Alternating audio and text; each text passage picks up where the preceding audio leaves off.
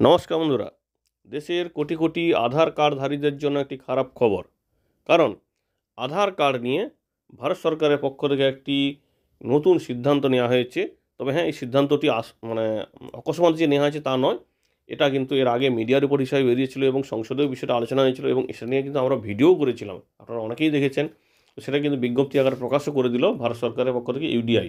তবে হ্যাঁ, খবরটি কিন্তু এতদিন হাইলাইট না হলেও রিসেন্টলি ইপিএফের পক্ষ থেকে তাদের সমস্ত কর্মচারীদের এই বিষয়টিতে বলা হয়েছে এবং রেফারেন্স হিসাবে কিন্তু ওই বিষয়টা বলা হয়েছে কি যে আধার নাম্বার এবার থেকে আর আপনি জন্ম তারিখের প্রমাণপত্র হিসেবে ব্যবহার করতে পারবেন না। অর্থাৎ আপনি কোথাও যে আপনার জন্মের প্রমাণ জন্ম তারিখের প্রমাণপত্র হিসেবে আধার কার্ডটি ব্যবহার করতেন, সেই বিষয়টি আপনি আর এবার থেকে পারবেন না। বা কোথাও আপনি ডেট অফ বার্থ বা জন্ম তারিখ কারেকশন করতে চাইছেন, সেক্ষেত্রে আধার কার্ড ব্যবহার করেও করতে পারবেন না।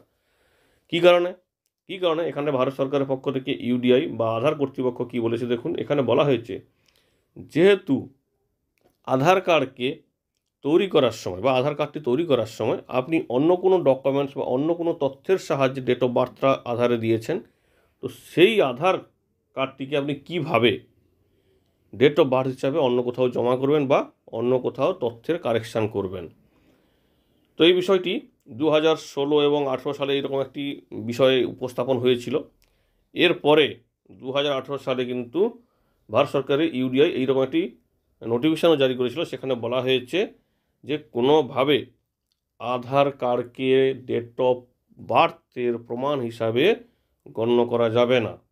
এবং এটা নিয়ে বিভিন্ন হাইকোর্টেও কিন্তু বিভিন্ন ধরনের সমস্যায় পড়তে হয়েছে। তো রিসেন্টলি বোম্বে হাইকোর্ট 28/7/2023 কিন্তু এরকম একটি বিষয় উপস্থাপন করেছিল যে মহারাষ্ট্র সরকার এবং আধার কর্তৃপক্ষের মধ্যে একটা কেসের। তাই আধার কর্তৃপক্ষের পক্ষ থেকে সিদ্ধান্ত নেওয়া হয়েছে যে এবার থেকে আপনি আর আধার নাম্বারটা ব্যবহার করে কোথাও জন্ম তারিখ নতুন করে কোথাও আপডেট করতে পারবেন না বা জন্মের প্রমাণপত্র হিসাবে আধার কার্ডটিকে ব্যবহার করতে পারেন। তাই এই মুহূর্তে শুধুমাত্র আধার কার্ডটা আপনার রেসিডেন্সিয়াল প্রমাণ হোক বা আপনার পরিচয়ের প্রমাণ শুধুমাত্র হবে। কারণ এই বিষয়টি কিন্তু এখন আপনি ব্যবহার করতে পারেন যে পরিচয়ের প্রমাণ হিসাবে আপনার কিন্তু আধার কার্ডটা ব্যবহার করা যাবে, আর কিন্তু কোনো কাজে আপনি ব্যবহার করতে পারবেন না। তো আপনারা মোটামুটি জানেন যে আধার কার্ডটা কী কী কাজে লাগে। তো সেখান থেকে ডেট অফ বার্থের প্রমাণ হিসেবে কোথাও কিন্তু দেবেন না।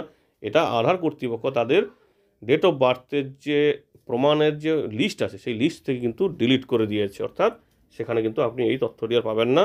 এখন আধার একটা 12 সংখ্যার কার্ড বা নাম্বার, সেটা শুধুমাত্র আপনার পরিচয়ের প্রমাণ হিসাবে থাকবে। ধন্যবাদ।